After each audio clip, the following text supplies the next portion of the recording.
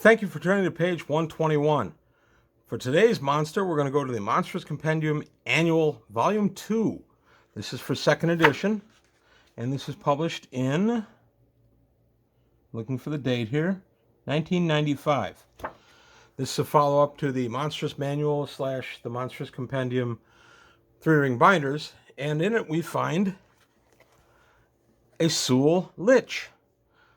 Suel, of course, being one of the ancient empires that was destroyed in the Invoked Devastation, and it was destroyed specifically by the Reign of Colorless Fire.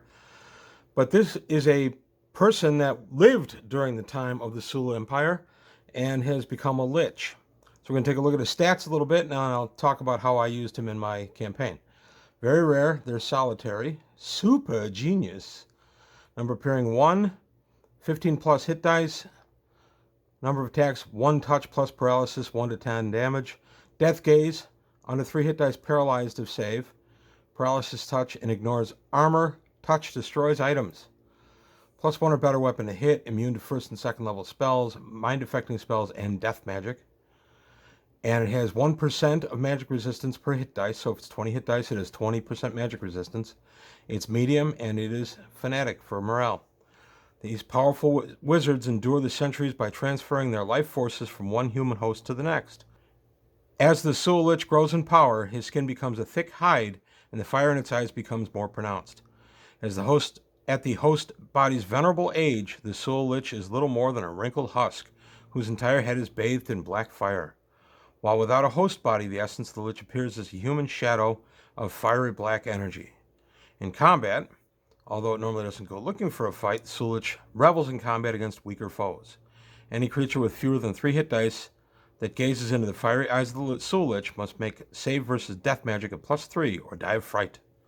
Those who make their saves are paralyzed with terror for 1 to 4 turns and are at the mercy of the evil creature. Creatures with 3 or more hit dice are unaffected. I couldn't see any players meeting this guy at less than 3 hit dice or less, so...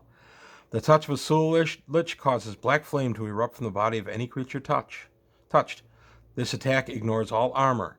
Creatures touched suffer 1 to 10 points of damage upon contact, and any item touched in this way must successfully save versus magical fire or be damaged. Also, any living creature touched must make a saving throw versus paralysis or be unable to move. The paralysis lasts until dispelled or until 24 hours passes. The Suel Lich can be hit only by magical weapons of +1 or better enchantment, or by monsters of 7 or more hit dice. In addition to the natural magic resistance, the Suel Lich is immune to all mind-affecting spells, death magic, and all wizard and cleric spells below 3rd level, so 1st and 2nd level spells. Because of its unique connection with the negative plane, material plane, a Suel Lich touching a creature protected by a negative plane protection spell takes 5 die 10 points of damage, unless its magic resistance blocks the effect. A Suel Lich casts spells as it did before its transformation, but its spells do not require material components, and a Suel Lich is turned is a special undead. Habitat Society. When the empire of the Suel was destroyed by the Reign of Colorless Fire more than a millennium ago, some of the few creatures to survive the destruction were the Suel Liches. Several migrated from Earth to other worlds. Some of these Liches still roam, questing for wealth and power, while others exist in hidden strongholds, continuing their ageless research. Regardless of its intentions, a Suel Lich always attempts to hide its true nature. Since little knowledge, written or oral, survived the colorless fire, only a handful of sages and lore masters have even heard of such creatures. And then for its ecology, being undead, it doesn't really have much by way of ecology. The Suel Lich is an unholy amalgamation of the human body and energy from the negative material plane. Upon transformation into a Suel Lich, the essence of the wizard is converted to negative energy that needs a human body to inhabit. The essence of the Lich ages the body at 3 times the normal rate, burning it out after a short time. Each time a Suel Lich gains a level, burns out a new host, or is reduced to 0 hit points, it must find a new body. At this time, the essence of the Lich must take a host with hit dice or levels of at least equal to the Lich's level minus 15. For example, a 19th level Suel Lich requires the body of at least a 4th level human. If the victim is unable to resist or gives his or her body willingly, no saving throw is allowed against the transformation. If the victim is able to resist, a saving throw versus death magic at -1 is allowed to resist the takeover. Failure displaces and utterly destroys the life force of the victim. It cannot be raised, resurrected, or even restored by a wish spell. If the host body is destroyed, the Lich has 1 hour to inhabit another body, or its spirit disperses into nothingness. While in this form, dispel evil or holy word can destroy it forever. So, pretty mean customer. If you're dealing with this guy, your hit dice are 15 plus. And I have used the Suel Lich. Being of the world of Greyhawk, and Suel being part of that world, I was really excited when I first read this. So I put a Suel Lich in my game as he was in a long-lost dungeon area, and he had various bodies that were all held in sepia snakes sigils. And when he needed a new host body, he would just thaw it, dispel the sigil, cast a hold monster on it, and then just inhabit the body.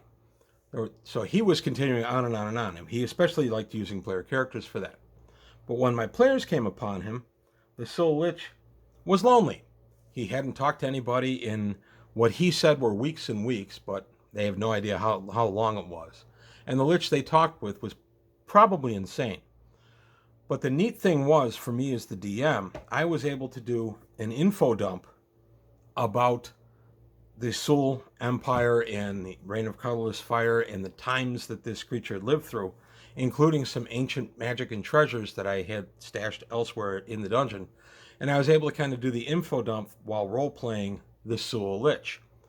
My players recognized it as a Lich pretty quickly, but because it didn't do anything overt to attack them and they were a good aligned party, they just kind of dealt with him as they would an eccentric wizard.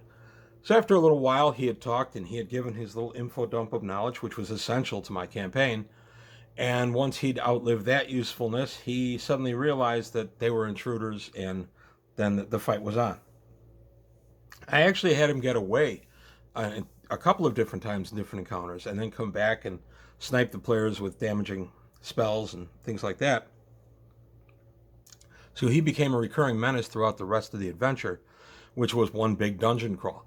It was a really cool way to have a recurring bad guy whose name I cannot remember. I wish I remember what I named him, but I can't. This was about 20 years ago that I did this game. But to have a vessel like this to impart some knowledge of the world of Greyhawk and the history of Greyhawk to my players during the course of play was incredibly welcome by me. My players don't really read a ton about Greyhawk itself. They read the books for their characters and spells and things, but they don't read much on Greyhawk. So I was able to go ahead and just info dump just a bunch of Greyhawk stuff, which actually got them excited about Greyhawk, and then had them asking me questions in subsequent games. And the game with this guy went on probably about 8 or 10 sessions. So it was quite a little learning experience for them. But by the end, they had gotten a couple of forgotten magic items, stuff that I had made up, and they had gotten some old Suel coins and some of the jewelry and such. So they did quite well out of it once they were able to deal with the dungeon itself, and particularly the Suel Lich. So there you have it. Definitely custom made for Greyhawk. You have to be in the world of Greyhawk to be a Suel, because that used to be the empire, one of the main empires. It's in the Sea of Dust now, or it is the Sea of Dust now, where the empire was, because the Reign of Colorless Fire dissolved everything. But it was pretty cool to be able to harken back to that, and through role-playing, bring my player characters in the game up to speed on a lot of the Greyhawk stuff that had been kind of in the background for them, but exciting for me, but in the background for them for a lot of years. So this is a pretty good device for doing that. I recommend it completely. Just be careful that your party is strong enough to deal with this guy when he does turn on them. But that's all I've got to say today on page 121. I hope you enjoyed Monster Week. I really enjoyed doing it. I may do some more theme weeks in the probably near future, dealing with different games. Let me know what you think. If you want to see a week of Gamma World or whatever, there will be a week of Traveler coming probably sooner rather than later. And then other topics for D&D. I'm not going to go into a solid format of whole weeks, but I am going to start doing the weeks. For one thing, it's a little easier for me not to have to keep switching games for my research. I can just stay in one game and do lots of research. So it's a little easier for me, but also this was fun. I enjoyed going through the monsters and talking about them, and I've gotten pretty good feedback from viewers. So let me know what you think about that. And if you want to see more monsters out of any of the Monsters Compendium annuals, they did 4 of these. I have them. Be happy to go through them. There's some really interesting creatures in here. But that's all I got today on page 121. I want to thank you for your time. Thanks for watching. If you liked the video, please like and subscribe. Tell your friends to keep the channel growing. Take a look at Patreon, see if you can help me out there. And I'll see you next time.